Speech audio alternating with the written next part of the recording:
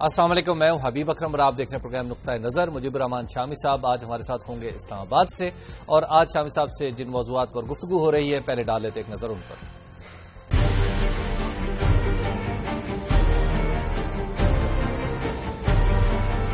ईमानदारी के साथ हुकूमत का साथ देंगे, वाज़े तौर पर कह दिया है कि हमें आगे बढ़ना है। जनरल राहील शरीफ ने फौज की पॉलिसी बता दी।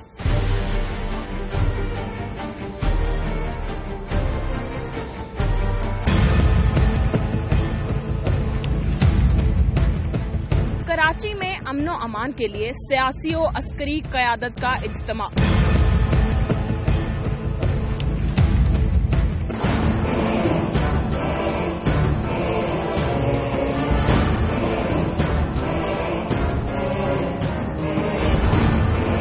नवंबर की इमरजेंसी के बारे में हमसे कोई मशवरा किया ना हमने दिया, ना हमें मालूम था। जनरल परवेज मुशर्रफ के साथियों के FIA को दिए गए बयानात सामने आ गए।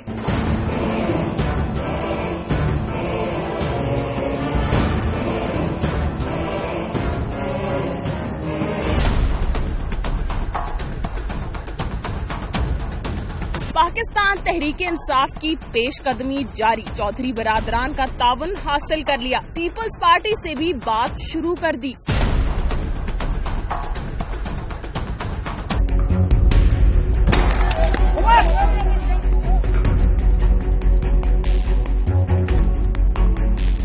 भारत के नए आर्मी चीफ ने अभी ओहदा संभाला नहीं कि सियासत का मौजू बन गए।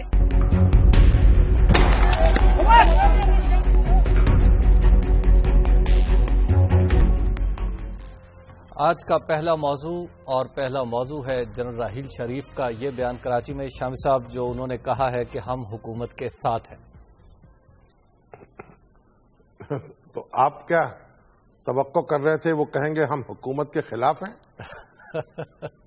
यह तवक्को तो नहीं थी, लेकिन इस बयान की भी तवक्को नहीं थी। चीफ ऑफ आर्मी स्टाफ एक रियासत पाकिस्तान के जिम्मेदार शहरी हैं, और वो पाकिस्तान की जो मुसल्लह फौज है, बर्री फौज, उसके सबसे बड़े अफसर हैं। उनसे आप ये तवक्को क्यों लगा बैठे कि वो कहेंगे कि जनाब हमने तो मौजूदा हुकूमत को ज़ेरो ज़बर करना है और चैन से नहीं बैठने देना और नाक में दम कर रखना है। तो चीफ ऑफ आर्मी स्टाफ ने जो कहा उनको यही कहना चाहिए था। वजीर आजम आज कराची के हालात का जायजा लेने के लिए वहां गए थे सिंध में जी, और उन्होंने एक आला सतही इजलास में शिरकत की जिसमें मुख्तलिफ सियासी जमातों के नुमाइंदे भी शरीक थे। जरदारी साहब एक तरफ बैठे हुए थे उनके, और दूसरी तरफ चीफ ऑफ आर्मी स्टाफ बैठे हुए थे, और MQM के लोग भी थे, जमात इस्लामी के लोग भी थे, और गवर्नर साहब भी मौजूद थे, वजीर आला भी मौजूद थे। तो एक इंतहाई आला सतही मीटिंग हुई है, और उसमें वो कमेटी भी बना दी गई है जी, जिसका बहुत दिनों से मुतालबा किया जा रहा था, और जिसका वादा उस वक्त किया गया था जब ऑपरेशन शुरू हुआ कि एक ऐसी कमेटी बनाई जाएगी आला सतही जो इस ऑपरेशन के दौरान होने वाली कार्रवाइयों पर नजर रखेगी और शिकायत का जायजा लेगी।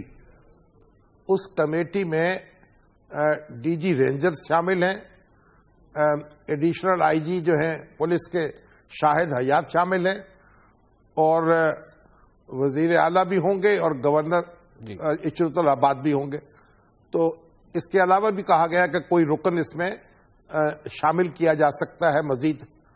लेकिन गवर्नर जो इशरतुल-आबाद हैं उनके खिलाफ जमात इस्लामी ने बड़ी शद्दोमत से आवाज उठाई जी, और हाफिज नईमुर रहमान साहब तो बड़े गरज रहे थे कि भाई गवर्नर साहब ने एक रिकॉर्ड कायम कर लिया है तवील अरसे तक गवर्नरी करने का, अब इनको यहां से अलग किया जाए।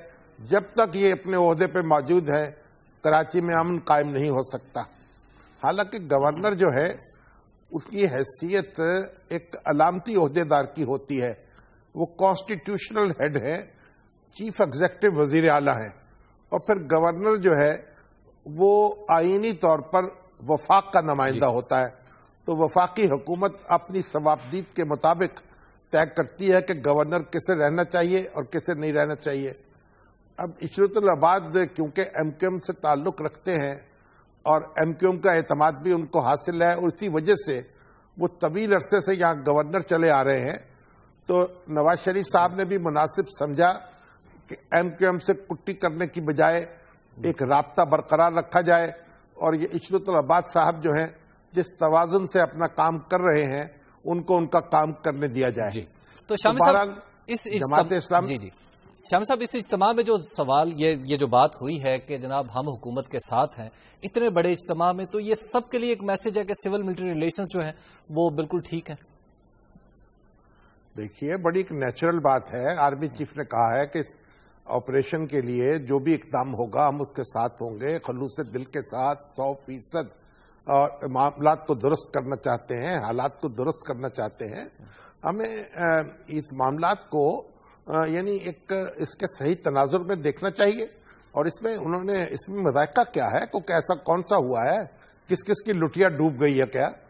تو چیف آف آرمی اسٹاف جو ہے وہ اپوزیشن لیڈر نہیں ہے، اور دیکھیے جو چیف آف آرمی اسٹاف ہے اس کا منصب ایسا ہے کہ وہ تو حکومت سے اپنے آپ کو جدا کر ہی نہیں سکتے۔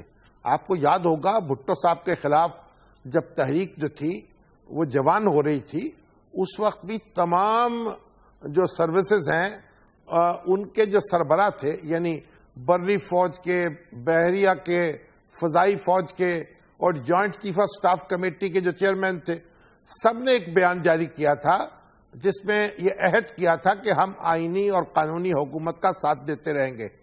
تو یہ ان کا فرض منصبی ہے کہ وہ آئین اور قانون کے تحت قائم حکومت کا ساتھ دیں۔ اب اگر حالات جو ہیں وہ ایک دوسرا رخ اختیار کر لیں تو اس میں ان کی ذمہ داری نہیں ہو سکتی، اور ہمیں امید رکھنی چاہیے کہ ایسے حالات کو دوسرا رخ اختیار نہیں کریں گے اور اداروں میں تصادم اب دیکھنے میں نہیں آئے گا، اور جو لوگ توقع لگائے بیٹھے ہیں کہ افواج پاکستان جو ہیں وہ ایک بار پھر وہ تاریخ دہرا دیں گی، ان کو اپنی توقعات پر کچھ نظر ثانی کر لینی چاہیے۔ شام صاحب ایک بریک کا وقت آ گیا، بریک کے بعد پھر گفتگو یہیں سے آگے بڑھاتے ہیں، آپ دیکھتے رہیے نقطہ نظر۔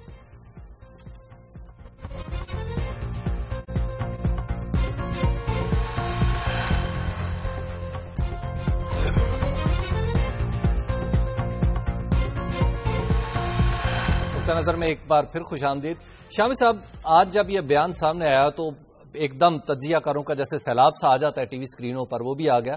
تو ایک آواز یہ بھی تھی، بڑے نامی گرامی تجزیہ کار کچھ یہ بھی کہہ رہے تھے کہ یہ جو بیان ہے کہ ہم حکومت کے ساتھ ہیں، اس کو صرف کراچی کے حد تک ہی دیکھنا چاہیے کہ کراچی کے معاملات میں حکومت کے ساتھ ہے۔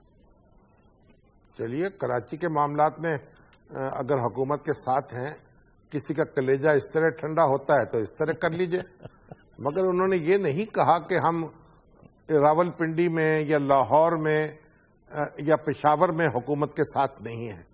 تو یہ ہمیں بہت زیادہ جو مین میخ نکالنے کی یعنی کوشش نہیں کرنی چاہیے، اور دیکھیے سیاسی حکومتیں جو ہوتی ہیں ان کو عوام سے اپنا تعلق جڑا رکھنا چاہیے۔ اگر وہ عوام کی نبض پر ہاتھ رکھیں گی اور عوام کے اور ان کے درمیان اعتماد کے رشتے برقرار رہیں گے تو پھر انہیں کسی آندھی سے اور کسی جھکڑ سے ڈرنا نہیں چاہیے۔ اور اگر یہ رشتہ ٹوٹ جائے تو پھر ہوا کا ایک جھونکا بھی جو ہے وہ قلعے کو مسمار کر سکتا ہے۔ تو یہ بہرحال یہ معاملہ ہماری اپنی تاریخ کو اگر جی پلیز اگر اپنی تاریخ کو ہم مد نظر رکھیں تو اس کا سبق یہی ہے۔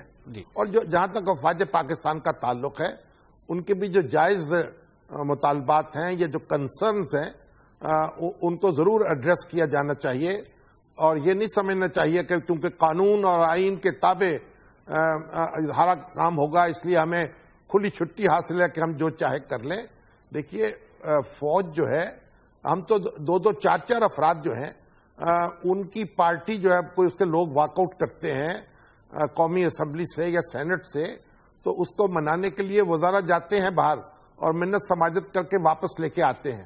تو یہ تو ہمارا ایک بہت بڑا ادارہ ہے اور بہت بڑی طاقت ہے، بڑی طاقتور ادارہ ہے، تو اس کے بھی کچھ نہ کچھ نخرے تو ہمیں اٹھانے ہی پڑیں گے نا، اور یہ نہیں ہم ان کو نظر انداز نہیں کر سکتے۔ شام صاحب ان نخروں میں ایک تو آرٹیکل 6 کا کیس بھی ہے نا، ایک بات ہوتی ہے۔ نہیں وہ تو سمجھانے بجھانے کی بات ہے. اب وہ کیس تو ابھی عدالت میں چل رہا ہے, لیکن اگر اس پہ بھی کوئی تبادلہ خیال جاری رکھا جائے اور بات سمجھی جائے اور سمجھائی جائے تو اس میں بھی کوئی مذاقہ تو نہیں ہے. جی شام صاحب, یہ جو کراچی آپریشن کو جاری رکھنے کا فیصلہ ہے اور اتنا بڑا اجتماع ہو گیا ہے, اب خدا نخواستہ اگر اب بھی کراچی کے معاملات قابو میں نہیں آتے تو اس کے بعد ہمارے پاس کیا ہے کچھ کرنے کو؟ دیکھیے, یہ تو کوئی سوال ہی پیدا نہیں ہوتا کہ کراچی کے معاملات قابو میں نہیں آئیں گے.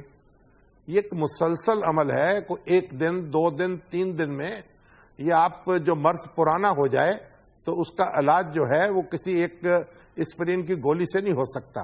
اس کے لیے آپ کو طویل جدوجہد کرنی پڑتی ہے, اور ہر دن آپ دیکھ رہے ہیں کہ حالات بہتر ہو رہے ہیں اور گرفت جو ہے بڑھتی جا رہی ہے قانون نافذ کرنے والے اداروں کی. اور آرمی چیف نے بھی ایک بات زور دے کر کہی کہ اگر پولیس میں جو ریکروٹمنٹس ہیں, جو بھرتیاں ہیں اور پوسٹنگز ٹرانسفرز ہیں وہ میرٹ پر ہوں اور سیاسی دباؤ سے آزاد ہوں تو پولیس کی کارکردگی میں فرق پڑ سکتا ہے, اس میں بہتری آ سکتی ہے. تو ہمیں اب انسٹیٹیوشنل ریفارمز کی طرف بھی جانا ہے نا. پولیس کو سیاسی خواہشات جو ہیں حکمرانوں کی ان کے تابع نہیں ہونا چاہیے. اس کو ایک آزاد ادارے کی طرح کام کرنا چاہیے. جس طرح فوج ہمارا ایک آزاد ادارہ ہے, جس طرح عدلیہ ایک آزاد ادارہ ہے, اسی طرح سے جو پولیس ہے اس کو بھی ایک خود مختاری دینی چاہیے, اور اس میں جو بیجا مداخلت ہے اہل اقتدار کی اس کو سختی سے روک دینا چاہیے. تو یہ کوئی آپشن نہیں ہے کہ مسئلہ حل نہ ہو. 1 دن لگے, 1 سال لگے, 2 سال لگے, 3 سال لگے, یہ مسلسل عمل ہے اور ہمیں اسے جاری رکھنا ہے اور مجرموں کا تعاقب کرتے رہنا ہے. اور آپ دیکھیے, ایک بات سن لیں کہ جب مجرم جو ہیں وہ سیاسی نقاب بھی بعض اوقات اوڑھ بیٹھے اور طرح طرح کے دوسرے حربے بھی استعمال کر رہے ہوں, کہیں فرقے کے نام پر, کہیں مذہب کے نام پر, کہیں زبان کے نام پر, کہیں سیاست کے نام پر, تو ان سے نبٹنا کوئی آسان نہیں ہوتا. لیکن بہرحال اگر تعاقب جاری رکھا جائے تو پھر وہ بچ کے بھی جا نہیں پاتے. تو شام صاحب آصف علی زرداری صاحب اس سے ہمیں گھبرانا نہیں چاہیے. تو شام صاحب آصف علی زرداری صاحب کی جو آج اس بیٹھک میں شمولیت ہے وہ کیسے آپ دیکھ رہے ہیں؟ آصف علی زرداری صاحب ایک بڑے سٹیک ہولڈر ہیں, اور سندھ کی حکومت جو ہے اگر اس میں شریک نہ ہو, اس میں آن بورڈ نہ ہو, اس میں پورے خلوص نیت کے ساتھ اس کام میں نہ لگی ہوئی ہو, تو پھر یہ آپریشن یا یہ کارروائی کامیاب نہیں ہو سکتی, سرے نہیں چڑھ سکتی. تو ہمارے دستور میں جو تقسیم ہے اختیارات کی, اس کا تقاضا ہے کہ پیپلز پارٹی کو آن بورڈ رکھا جائے, اور یہ اچھی بات ہے. زرداری صاحب بھی اس بات کی اہمیت محسوس کر رہے ہیں اور تبھی وہ میٹنگ میں بھی شریک ہوئے ہیں, اور اسلام آباد آ کر بھی انہوں نے وزیر اعظم سے ملاقات کی تھی. جی شام صاحب, اگلی خبر کی طرف چلتے ہیں, اور وہ ہے 3 نومبر 2007 کے حوالے سے اور جنرل پرویز مشرف کے کیس کے حوالے سے. دوست ان کے کہہ رہے ہیں ساتھ چھوڑتے جا رہے ہیں.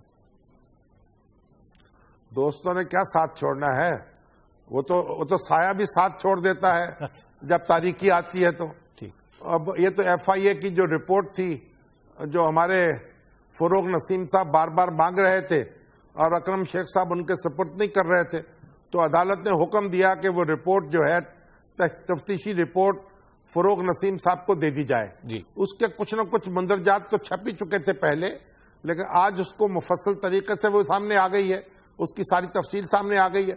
اب بڑی دلچسپ بات ہے اس میں, اگر آپ اس کو پڑھیں تو بس آپ دیکھتے دنیا کے جو معاملات ہیں, دنیا کے جو رنگ بدلے جاتے ہیں, وہ بدلتے ہوئے رنگوں پر بس آپ کا اپنا رنگ بھی بدل سکتا ہے. اچھا, یعنی آپ یہ دیکھیے کہ ایک ایمرجنسی کا حکم جاری ہوا, یعنی کانسٹیٹیوشن کو معطل کیا گیا, یا دوسرے لفظوں میں کہیں سبورٹ کیا گیا, اعلیٰ عدالتوں کے ججوں کو برطرف کیا گیا, ان کو ان کے گھروں میں نظر بند کر دیا گیا. تو اب جہاں جا رہے, اب وہ جو تفتیشی ٹیم ہے, واقعی تو بہت لمبی بات ہے, میں اس پہ نہیں جاتا, لیکن 4-5 جو بڑے افسران ہیں جو متعلق ہیں, جن کے دستخطوں سے یا جن کے حکم سے نوٹیفکیشن جاری ہوا ہے, ذرا ان کی تفصیل دیکھ لیجئے کیا ہوا. ملک محمد قیوم صاحب, وہ اٹارنی جنرل تھے اس وقت, اب ان کے پاس تفتیش ہے, اور لوگ عام طور پر کہا جاتا تھا کہ اٹارنی جنرل صاحب کا مشورہ بھی اس معاملے میں کچھ شامل ہوگا, وہ کیونکہ لیگل ایڈوائزر ہیں حکومت کے. اب ان کے پاس جب ٹیم پہنچی ہے تفتیشی، انہوں نے کہا لا حول ولا قوت، میں کیسے شریک ہو سکتا تھا اس کام میں؟ یہ تو دستور کے تابع جو ایمرجنسی لگتی ہے اس کو ایک جوائنٹ سٹنگ جو ہے ہاؤس کی، اس کے سامنے پیش ہونا ہوتا ہے.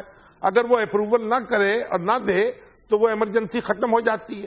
یہ جو ایمرجنسی 3 نومبر کو نافذ ہوئی ہے، میرا اس کا کوئی تعلق نہیں ہے، نہ میں نے اس کا مشورہ دیا، نہ اس کے بارے میں سنا، نہ میں نے کوئی اس کے رول ادا کیا. میں نے جو سنا ہے کہ شریف الدین پیرزادہ اور صاحب جو ہیں وہ اس سلسلے میں کچھ کارروائی کر رہے تھے، وہ کہ ان کو پتا ہوگا، اور شاید احمد رضا قصوری صاحب کا نام بھی لیا انہوں نے. اب وہاں سے جب ٹیم پہنچی ہے، وہ ہمارے سیکرٹری قانون ہیں میاں محمد اجمل صاحب، جو جج رہ چکے ہیں اعلیٰ عدالتوں کے، تو ان سے پوچھا گیا جناب آپ نے یہ کیسے نوٹیفکیشن کیسے جاری کر دیا؟ انہوں نے کہا مجھے تو پتہ نہیں ہے، میں نے تو کوئی سمری بھی نہیں بھیجی، نہ مجھے شریک ہوا، نہ کوئی وزیر اعظم نے پوچھا، نہ میں نے اس میں کوئی، مجھے تو یہ اوپر سے آئی تھی بس. انہوں نے کہا جناب یہ، اور میں نے سنا تھا کہ شریف الدین پیرزادہ صاحب، ملک محمد قیوم صاحب اور جناب احمد رضا قصوری صاحب، ان کے درمیان کوئی کھچڑی پک رہی ہے اور ایوان صدر کے صدر صاحب کو معلوم ہوگا. اور انہوں نے کہا جناب مجھے تو ایک جو صدر کے پرنسپل سیکرٹری تھے حفیظ صاحب، ان کا نام کیا، وہ ان کی طرف سے ان کا نام ہے محسن حفیظ، محسن حفیظ صاحب کی طرف سے مجھے تو آیا تھا حکم کہ بھئی یہ نوٹیفکیشن جاری کر دیں، اور ججوں کے عہدے ختم کرنے کا، ان کے ڈسمسل کا نوٹیفکیشن میں نے جاری کر دیا ان کے کہنے پر. اچھا بھائی آپ نے کیسے جاری کر دیا؟ آپ نے وزیر اعظم سے پوچھا؟ نہیں پوچھا.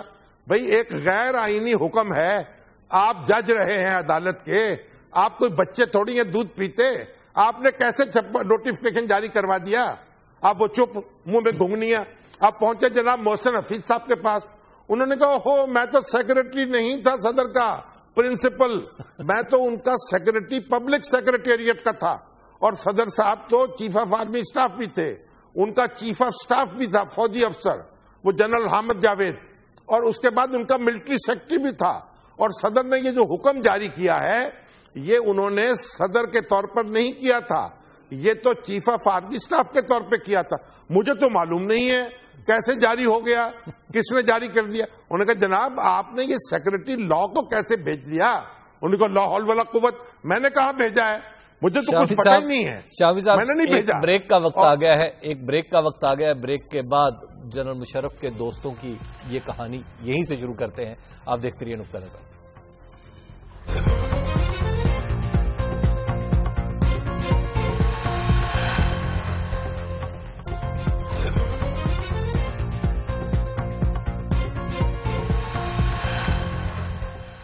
نقطہ نظر میں ایک بار پھر خوش آمدید. شامی صاحب بتا رہے تھے کہ کس طرح جنرل پرویز مشرف صاحب کے ساتھ کام کرنے والوں نے انہی کے خلاف کچھ گواہیاں دی ہیں یا ثبوت پیش کیے ہیں. جی شامی صاحب، تو پھر کیا ہوا مزید؟ دیکھیے پہلی بات تو یہ سمجھیے کہ جو صدر صاحب کے پرویز مشرف صاحب کے ساتھی ہوں گے وہ تو ایک الگ ہیں، جو ان کے رفقا تھے، جو ان کے ساتھ تھے، یہ تو ان کے افسران ہیں. اچھا یہ لوگ ساتھیوں میں شامل ہیں، جن کی یہ ساتھیوں میں اس طرح شامل نہیں کر سکتے ان کو، لیکن بہرحال ان کی ذمہ داری تھی کہ اس کو روکتے. انہوں نے نوٹیفکیشن جاری کیے، انہیں ججوں کو برطرف کیا، یہ اس کے اندر انسٹرومنٹ بنے. اب جو صدر صاحب، اس کے بعد جو وزیر اعظم کے پرنسپل سیکرٹری ہیں خالد سعید صاحب، اور اسی طریقے سے جو کیبنٹ سیکرٹری ہیں سید مسعود عالم رضوی صاحب، سب یہ کہہ رہے ہیں کہ ہمیں نہیں پتا یہ کیا ہوا. بھئی آپ نے کس طریقے سے اس سے نوٹیفکیشن کیسے چھپوا لیا، جاری کیسے کر دیا؟ وزیر اعظم سے پوچھا نہیں اتنا اہم؟ ان کا ہم نے سوچا وزیر اعظم کو پتہ ہی ہوگا. کیسے پتا ہوگا؟ بھئی کیبنٹ سیکرٹری صاحب کہتے ہیں وزیر اعظم کو نہیں پتا تھا، ان سے پوچھا نہیں گیا. اور جو آپ کے وزارت قانون والے کہتے ہیں کہ وزیر اعظم، ہم نے خود ہی سوچ لیا وزیر اعظم کو پتا ہوگا. اور جو ان کے سیکرٹری ہیں وہ بھی کہتے ہیں ہم نے سوچا وزیر اعظم کو پتا ہوگا. اب مجھے بتائیے کہ یہ اتنے سینئر افسران جو اتنے ذمہ دارانہ عہدوں پر فائز تھے، انہوں نے ان غیر قانونی احکامات کی اشاعت کی، ان کو نوٹیفائی کیا، ان پر عمل درآمد کیا، ججوں کو برطرف کرنے میں معاون ثابت ہوئے. اور یہ جو ایف آئی اے کی جو تفتیشی ٹیم ہے یہ کہہ رہی ہے, ساری تفصیل بیان کرنے کے بعد یہ کہہ رہی ہے کہ پرویز مشرف صاحب جو ہیں وہ تنہا ذمہ دار ہیں اس بات کے, اور ان کے خلاف کارروائی کی انہوں نے سفارش کر دی. اب مسئلہ یہ ہے کہ یہ حضرات جو ان کے دست و بازو تھے, جو ان کی آنکھیں تھیں, جو ان کے کان تھے, جو ان کے ہاتھ تھے, جو ان کا قلم تھے, جو ان کی زبان تھے, یہ کیسے اپنے آپ کو اس سب سے الگ رکھ سکیں گے؟ اور ایف آئی اے نے کیسے ان سب کو ان سے الگ کر دیا؟ یہ ایک بڑی دلچسپ صورتحال پیدا ہوگی, اور آپ اسے پڑھتے جائیں اور پھر ہنستے جائیں یا شرماتے جائیں یا روتے جائیں, جو چاہے دل کر لے, یا سر پیٹتے جائیں. بہرحال یہ پاکستان میں یہ عجوبے ہو سکتے ہیں, اور پاکستان میں یہ عجوبے ہوئے ہیں. اور اب ہمارے جو ہیں فوجی بھائی جو ہیں سابق ریٹائرڈ بھی ہیں, ان سے زیادہ ملاقات ہوتی ہے. حاضر سروس فوجیوں سے تو کبھی کم ہی ملاقات ہوتی ہے, لیکن سب نے ایک اس کو مسئلہ ایسا بنایا ہوا ہے کہ جناب یہ تو ایک پتہ نہیں کیا ہو جائے گا, اور زمین پھٹ جائے گی اور آسمان گر پڑے گا. وہ بھائی کیسے گر پڑے گا؟ قانون کے مطابق کام کرنے سے آسمان نہیں گرتا, اور قانون کو اپنا راستہ متعین کرنا چاہیے. جب وزیر اعظم اس ملک کے ہیں, ان پہ مقدمے چلے. ابھی یوسف رضا گیلانی جو ہے ان کو توہین عدالت کی کارروائی ان کے خلاف ہوئی, اور ان کو جناب وزارت عظمیٰ سے محروم کر دیا گیا, ان کو رکنیت سے محروم کر دیا گیا. اس سے پہلے جناب نواز شریف کا اور بھٹو صاحب کا تو معاملہ جانے دیجیے. اور پھر جناب وہ راجہ پرویز اشرف جو بنے, ان کی جگہ ہر وقت ان کے اوپر تلوار لٹکی ہوئی تھی, اور عدالت کے سامنے ہاتھ باندھے کھڑے رہتے تھے. تو بھائی جب یہ منتخب لوگ جو ہیں, یہ وزیر اعظم جو ہیں ملک کے, وہ عدالتوں کے سامنے اس طرح کھڑے ہو سکتے ہیں, تو اگر ہمارے یہ پرویز مشرف صاحب کھڑے ہو جائیں گے, مقدمہ لڑ لیں گے, تو اس میں مذائقہ کیا ہے؟ یہ بات سمجھانی چاہیے اور ازبر کرانی چاہیے کہ قانون جو ہے اس کو معمولی بات نہ سمجھا جائے, اور یہ نہ سمجھا جائے کہ وہ کالے کے لیے اور ہوگا اور گورے کے لیے اور ہوگا. تو شامی صاحب یہ ہمیں اختلاف ختم کرنا ہوگا. شامی صاحب یہ جو سابق گورنر پنجاب خالد مقبول صاحب کہہ رہے ہیں کہ انہوں نے کوئی انکریکٹ سٹیٹمنٹ دی ہے جنرل مشرف صاحب نے.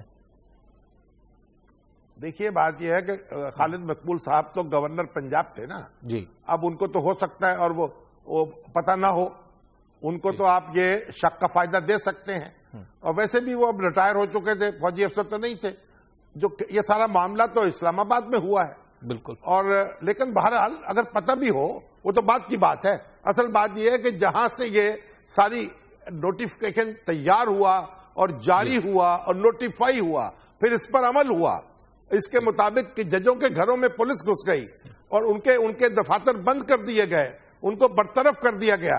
یہ سارے تماشا لگایا گیا, اور تماشے کے سارے کردار جو ہیں کانوں کو ہاتھ لگا رہے ہیں. ہمیں تو کچھ پتہ ہی نہیں تھا, ہم نے تو پوچھا ہی نہیں ہے, ہم نے تو وزیر اعظم سے بات کرنے کی ضرورت ہی نہیں کی. ہم نے تو فرض کر لیا ہوگا کہ جب وزیر اعظم کو پتہ ہوگا. اتنا بڑا اقدام اور اتنی بے لاپرواہی سے, کم از کم لفظوں میں آپ کہیں, یہ قومیں اس طرح کی چیزوں کو برداشت نہیں کر سکتی, اور انہیں برداشت نہیں کرنا چاہیے. جی شامی صاحب, اگلے موضوع کی طرف چلتے ہیں, اور وہ ہے پاکستان تحریک انصاف کی پیش قدمی. آج چودھری شجاعت صاحب نے بھی ان کا ساتھ دینے کا اعلان کر دیا. تو چلیے مبارک ہو آپ کو, چودھری صاحب کو بھی مبارک ہو, اور جاوید ہاشمی صاحب کو, شاہ محمود قریشی صاحب کو, اور کون تھا, جہانگیر ترین صاحب کو بھی ماشاءاللہ. تو یہ سب کو مبارک ہو, اس میں کیا حرج کیا ہے؟ یعنی یہ جو ہمارے جہانگیر ترین صاحب جو ہیں وہ تو مسلم لیگ قاف کے میں شریک ہی رہے ہیں, آپ کو معلوم ہے. تو ایک دفعہ پھر اتحاد ہو جائے گا, اکٹھے بیٹھیں گے, کوئی حرج نہیں ہے. اب یہ پی ٹی آئی والے پیپلز پارٹی کے پاس بھی گئے ہیں. بالکل, یہ سیاست دانوں میں میل ملاقات ہوتی رہے تو اچھا ہے, تبادلہ خیال بھی ہونا چاہیے, ایک دوسرے سے ہنس کے بات بھی کر لینی چاہیے. اور جب یہ اتنے پاپڑ بیل رہے ہیں تو مسلم لیگ نون سے بھی ایک ملاقات کر لیں تو اس میں کیا حرج ہے؟ وہ بھی تو ایک فریق ہے نا. اگر پیپلز پارٹی سے بات ہو سکتی ہے, کیونکہ جو کچھ بھی کام ہوئے ہیں پیپلز پارٹی تو اس میں برابر کی شریک ہے نا. چیف الیکشن کمشنر کی تقرری اس کے مشورے سے ہوئی, کیونکہ وہ حکومت میں تھی. سارے الیکشن کمیشن کے ارکان ان کی مشورے سے بنے, اور اس کے بعد جتنی نگران حکومتیں ہیں وہ مشورے سے قائم ہوئی، مسلم لیگ نون کے اور پیپلز پارٹی کے، اور سندھ کی جو نگران حکومت قائم ہوئی وہ تماشا تو آپ کو معلوم ہی ہے کہ ایم کیو ایم جو ہے وہ پیر صاحب پگاڑا والی مسلم لیگ جو تھی وہ اچھی بھلی اپوزیشن میں بیٹھی ہوئی تھی. ہماری ایم کیو ایم جو ہے اچانک اس نے حکومت سے باہر چھلانگ ماری اور اپوزیشن بن گئی، اور اپوزیشن بن کے مشاورت میں شریک ہوئی اور زرداری صاحب کے ساتھ جناب مشورہ کر کے اپنی مرضی کا نگران وزیر اعلیٰ مقرر کر دیا. تو یہ سارے تماشے جو لگتے رہے ہیں اس میں پیپلز پارٹی خلوص نیت کے ساتھ شریک رہی ہے. تو اگر اس سے بات ہو سکتی ہے اور اس سے معاونت ہو سکتی ہے تو پھر مسلم لیگ نون سے بھی کر لینی چاہیے. کیا حرج ہے؟ اگر الیکٹورل ریفارمز کرنی ہے، اگر انتخابی اصلاحات کرنی ہے اور جو ہونی چاہیے اس میں شبہ نہیں ہے. پاکستان میں الیکشن جو ہیں ان کو لڑا نہیں جاتا، کھیل کی طرح لڑا نہیں جاتا. ابھی آپ دیکھیں انڈیا میں 5 ہفتے پولنگ ہوئی ہے اور کاؤنٹنگ ابھی شروع ہو رہی ہے، اور کسی نے اعتراض نہیں کیا، کسی نے نہیں کہا کہ یہ ہنگامہ ہو جائے گا، یہ بکسے بدلے گئے ہیں. اس طرح کریڈیبلٹی اسٹیبلش کی ہے انہوں نے اپنے اداروں کی اور اپنے انتخابی عمل کی، تمام سیاسی جماعتوں نے اور لیڈرشپ نے مل کے. اور یہاں کی ہماری جو لیڈرشپس ہیں انہوں نے پہلے دن سے ایک اس معاملے میں بد عملی جو ہے اس کا ثبوت دیا ہے، اور اب ملک کو اس حالت میں پہنچا دیا ہے کہ ہر دوسرے آدمی پہ شک ہوتا ہے، کسی کی پگڑی محفوظ نہیں ہے. جو شریف آدمی بھی کسی الیکشن کے عمل کے قریب آتا ہے، آپ بتائیے نہ آپ آئندہ سے کون کرے گا الیکشن، کون کرے گا؟ شام صاحب بریک لے لیتے ہیں. انتخابی عملہ کہاں سے آئے گا؟ شام صاحب بریک لے لیتے ہیں. کہاں سے آئیں گے؟ بریک لے لیتے ہیں. بریک کے بعد گفتگو یہیں سے آگے بڑھاتے ہیں اور پھر آپ کے سوالات بھی پروگرام میں شامل کرنے کی کوشش کریں گے. آپ دیکھتے رہیے نقطہ نظر.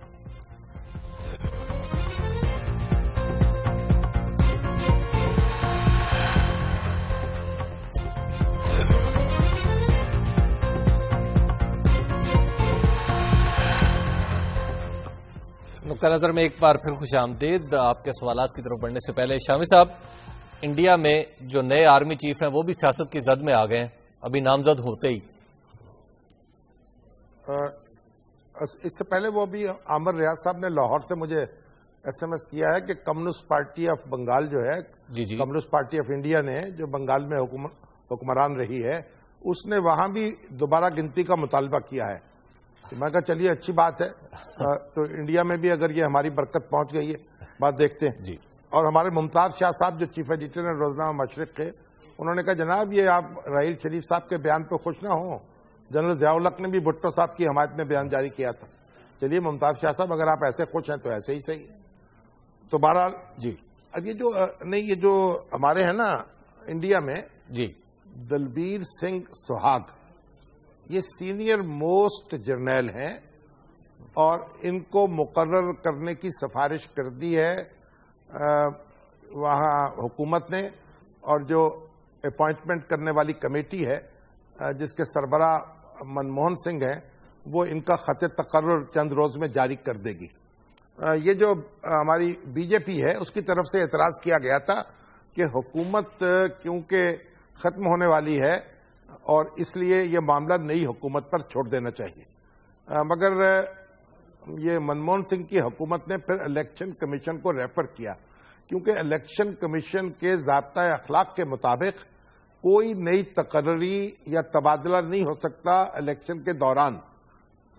تو الیکشن کمیشن نے اس کی اجازت دے دی اور کہا کہ جو مسلح افواج ہیں ان پر اس حکم کا اطلاق نہیں ہوتا، اس لیے آپ نئے آرمی چیف کو مقرر کر سکتے ہیں. تو اس کے بعد حکومت نے یہ قدم اٹھایا ہے، کیونکہ انڈیا کی روایت ہے ایک آدھ دفعہ کو چھوڑ کر انڈیا میں سینئر موسٹ جرنیل جو ہے اسی کو سربراہ مقرر کیا جاتا ہے فوج کا. ابھی حال ہی میں جو ان کی نیوی تھی اس کے جو سینئر موسٹ ایڈمرل تھے، وائس ایڈمرل، ان کو مقرر نہیں کیا گیا کیونکہ بڑے پیر در پیر حادثے ہوئے تھے، اس کی وجہ سے وہ بلیک لسٹ ہو گئے. لیکن انڈیا میں بہت کم وائلیشن ہوئی ہے سینیرٹی کے اصول کی گزشتہ 67 سال کے دوران. تو حکومت نے یہ کہا کہ کیونکہ یہ جو دلبیر سنگھ ہیں یہ سب سے سینئر جرنیل ہیں، اس لیے ان کا تقرر کیا جا رہا ہے، اس میں کوئی مذائقہ نہیں ہے. اور الیکشن کمیشن نے اس کی اجازت دے دی ہے.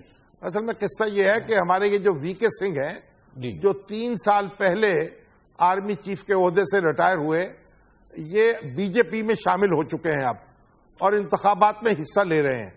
اور ان کے جو سمدھی ہیں نا لیفٹیننٹ جنرل اشوک سنگھ، وہ اس کے بعد ان کی سینیرٹی آتی ہے. اگر Dalbir Singh chief of army staff نہ بنے تو پھر اشوک سنگھ جو ان کے سمدھی ہیں وہ بن سکیں گے. اس لیے ان کا جو اعتراض ہے اس پر بھی اعتراضات لوگوں نے بہت کیے ہیں. اور یہ وی کے سنگھ جو ہیں یہ تو بڑے تماشے دکھاتے رہے. انہوں نے ایک اپنی پیدائش تاریخ پیدائش جو ہے اس کا جھگڑا ڈال دیا تھا اور کہا تھا میرا سرٹیفکیٹ غلط ہے، میری ریٹائرمنٹ میں ابھی وقت پڑا ہوا ہے 1 سال. اور پھر وہ عدالت میں بھی پہنچے تھے لیکن وہاں کوئی سنوائی نہیں ہوئی تھی. تو بہرحال اب انہوں نے وی کے سنگھ جو ہے جب یہ چیف آف آرمی اسٹاف تھے اس وقت انہوں نے دلبیر سنگھ کے خلاف کاروائی کرنے کی کوشش بھی کی تھی. اور ایک جگہ ان کا جو انٹیلیجنس یونٹ جو ہے یہ 3 کور کے کمانڈر تھے، تو ان کا جو انٹیلیجنس یونٹ تھا وہ آسام میں ناگالینڈ میں شاید کسی آپریشن پہ گیا تھا، تو وہاں کچھ کامیابی نہیں ملی تھی اس کو، اور ایک موبائل بھی چوری ہو گیا تھا وہاں سے. تو انہوں نے ان کو جناب ان پر ایک ڈسپلنری ایکشن لیا تھا اور ان کی ترقی کو روک دیا تھا. بعد میں معلوم ہوا کہ ایک حوالدار جو ہے وہ موبائل اس سے برآمد ہو گیا.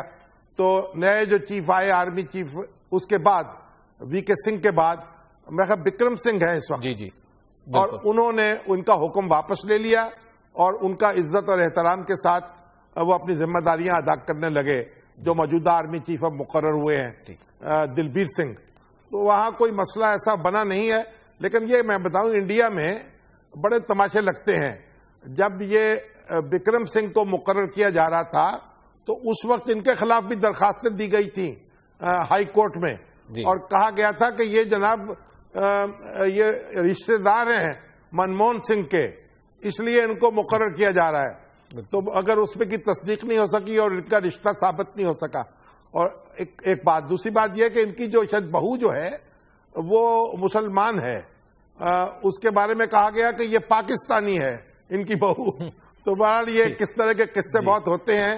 پاکستان میں تو اس طرح کی درخواستیں کم ہی آتی ہیں، اگر آ جائے تو اس پہ بڑا ہنگامہ اٹھ جاتا ہے. یہاں تو آپ کسی آرمی کے افسر کا جو حاضر سروس ہو اس پر کوئی اعتراض کر دیں تو بڑا ہنگامہ اٹھتا ہے. لیکن انڈیا میں اس طرح کی چیزیں ہوتی رہتی ہیں اور عدالتیں ان سے نپٹتی رہتی ہیں. تو بہرحال اب آپ دل چھوٹا نہ کریں، دلبیر سنگھ جو ہیں بن جائے چیف وہی ہوں گے. سہیل صاحب ہے لاہور سے ہمارے ساتھ فون لائن پہ. جی السلام علیکم سہیل صاحب. السلام علیکم. جی السلام علیکم. وعلیکم السلام. وعلیکم السلام. میں آپ کی ایک مسئلے کی طرف توجہ دلوانا چاہتا ہوں. ہاں جی. یہ جو آزادی چوک میں نیا منصوبہ بن رہا ہے اور یہ ترقیاتی کام ہو رہے ہیں، کہاں آزادی چوک میں یادگار پاکستان آزادی چوک میں نیا منصوبہ بن رہا ہے جو ابھی مطلب بن رہا ہے، ابھی انڈر کنسٹرکشن ہے. اس میں ایک جھیل بن رہی ہے شاہی مسجد کے ساتھ، جہاں پیک اسٹیڈیم ہوتا تھا اگر آپ کے علم میں ہو. وہاں پر ایک جھیل بنا رہے ہیں پانی کی، جیسے وہ دوسری طرف بنی ہوئی تھی جھیل کو ادھر شفٹ کر رہے ہیں. تو وہ جو جھیل پہلے بنی ہوئی تھی اس کی وجہ سے بھی مینار پاکستان کی کنسٹرکشن میں فرق آیا ہے اور انہوں نے اس پہ چڑھنا منع کر دیا تھا 5-7 سال پہلے. اور مینار پاکستان کے سائڈوں پہ جو چھوٹی چھوٹی جھیلیں بنی ہوئی وہاں سے وہ کراس بھی لگ گئے تھے، کیونکہ 16ویں صدی کا یہ ثقافت ہے، مسجد ہے اور مسجد کے ساتھ یہ تو ان کو دیکھنا چاہیے. میرا خیال اس کے ساری حفاظتی تدابیر کر کے ہی کام کریں گے. حسن زن تو یہی ہے، لیکن ہمارا ہم چیک بھی کر لیں گے. اس وقت تک ہماری اطلاع جو ہے ہم نے اس معاملے میں کوئی غور نہیں کیا نہ چیک کیا ہے. بہرحال جو متعلقہ حکام ہیں ان کو آپ کی جو اعتراض ہے آپ کا اس کی طرف توجہ کرنی چاہیے. جی شام صاحب، ہمارے آج کے پروگرام کا وقت ختم ہو گیا ہے، تو کل تک کے لیے ہمارے ناظرین سے اجازت، اور کل پھر ملاقات کریں گے. اللہ نگہبان.